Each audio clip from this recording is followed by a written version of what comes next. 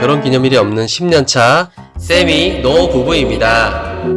오늘 주제는 눈 높은 처녀의 속사정이지만 눈 높은 총각의 경우도 별반 다르지 않다는 걸 먼저 얘기해두고 시작하겠다. 보통 사람들은 눈 높은 사람들이 그렇게 눈 높은 이유가 자기를 객관적으로 성찰하는 능력이 부족하기 때문이라고 하는데, 오늘 영상에서는 그 이유 때문에 눈 높은 경우는 제외시키고 눈이 높아진 또 다른 이유에 집중해서 얘기해 보겠다. 보통 눈이 높다는 건 자기보다 여러 면에서 더 나은 사람만 결혼 상대자로 염두에 두는 걸 뜻한다. 사람들은 눈 높은 처녀를 비난한다. 그런데 비난부터 하기 전에 우리가 알아야 할 사실이 있다. 어떤 사람이 학창시절 성실하게 공부를 아주 많이 했다고 가정해보자. 그는 좋은 성적을 유지했을 뿐만 아니라 가방끈도 아주 길어져 있을 거다. 공부를 잘하기 위한 그 성실함이 좋아서 자발적으로 나오는 사람이 있고, 다른 걸 하고 싶은 자신의 욕구를 억누르고 참아가며 공부를 하는 것처럼 비자발적인 사람도 있다. 공부를 자발적으로 했는지 비자발적으로 했는지는 공부할 당시에는 모를 수가 있다. 나중에 어떤 계기를 통해서 결국 알게 되는데, 실제로 비자발적으로 공부했던 사람들조차 자기가 좋아서 공부한 거라고 착각하고 살고 있는 경우가 상당히 많다. 그렇다면 자신의 커리어가 자발적으로 만들어진 건지 비자발성을 가지고 만들어진 건지 언제 어떻게 알 수 있을까? 그걸 가장 쉽게 알 수 있는 흔한 경우는 바로 결혼 상대자를 찾을 때다.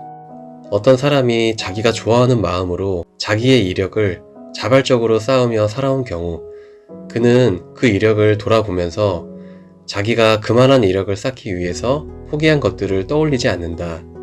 그는 그 이력을 쌓기 위해서 자기를 희생시켰다고 느끼지 않는다. 한마디로 그는 억울함을 느끼지 않는다. 오히려 그의 입장에서는 자기가 하고 싶은 걸 했다는 충만함을 가지고 있지, 그에게는 포기한 게 없다. 이런 경우를 자발적인 경우라고 하는 거다.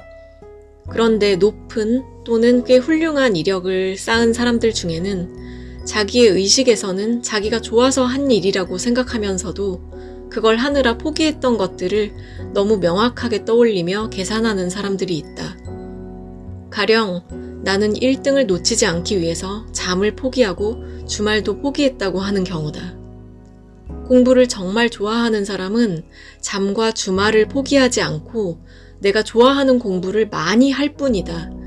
포기한 게 없고 하고 싶은 걸 했을 뿐이라는 건 내가 결혼을 해서까지도 직접 몇십 년간 해오고 있는 일이 있기 때문에 안다.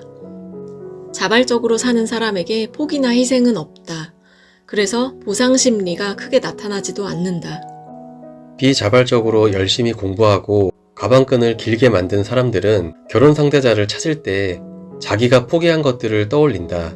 그제야 자기가 하고 있는 그 일이 정말로 자기가 좋아서 하고 있는 일이 아니라 인어공주가 목소리를 희생하고 두 다리를 얻은 것처럼 무언가를 포기한 대가로 얻은 이력이라는 걸 알아차리게 된다. 포기하거나 희생해서 얻은 결과이기 때문에 당연히 그에 상응하는 큰 보상을 바라게 된다. 고학력자인 눈 높은 처녀나 총각은 자기를 객관적으로 볼 줄 모르는 사람이 아닌 이상 욕먹을 대상이 아니라 자기 욕구를 포기하고 자기를 희생시킨 피해자라고 해도 과언이 아니다. 그들은 왜 자기를 포기하고 희생시켰을까? 그 포기와 희생의 밑바닥에는 사랑받고 싶은 마음이 있다. 아니, 사랑받지 못할 것에 대한 두려움이 있는 거다. 사랑받고 싶은 상대는 부모일 수도, 주변의 다른 권위자일 수도, 사회의 불특정 다수일 수도 있다.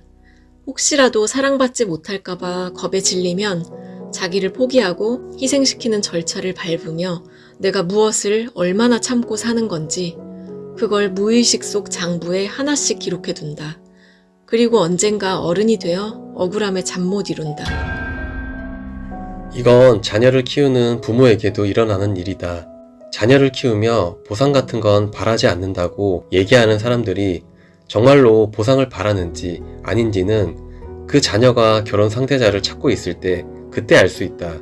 자녀를 사랑해서 자발적으로 키운 사람들은 자녀 키우는 일이 아무리 힘들었어도 자녀를 양육하는 데 있어서 자기의 포기나 희생에 대해 정확히 계산해 두지 않는다. 오히려 그는 자녀 키우기라는 자기가 원하는 행위를 했기 때문에 자녀가 성인이 된 후 자녀를 키웠던 그동안의 기쁨을 추억한다. 그러나 단지 자녀를 키우는 일이 고되고 힘들어서가 아니라 뒤처지는 인생을 살게 될까봐, 그렇게 되면 사랑받지 못할까봐, 무언가에 휩쓸려서 비자발적으로 자기를 억지로 포기하고 희생하며 자녀를 키운 사람들은 무의식 속 장부에 그 희생에 대해 보상받아야 할 모든 항목이 기록돼 있다.